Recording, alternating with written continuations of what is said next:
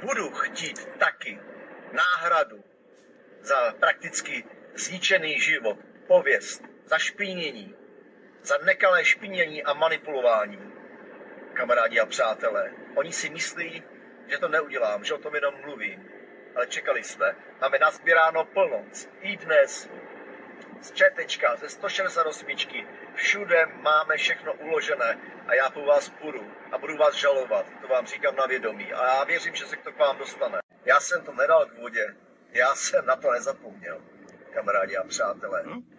Každé koleno poklekne před Boží a spravedlností a proto nemám strach.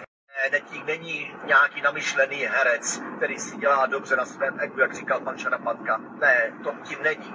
Ne, Netík jenom nemá strach a má čisté svědomí. A proto se těší vždycky, když se střetne se svými přáteli a že může bojovat opravdu po jejich boku, za svými zády pro tuhle republiku. Může nastavovat svoji kůži, protože miluje boj pro druhé, pro ty slabší, kteří na to nemají.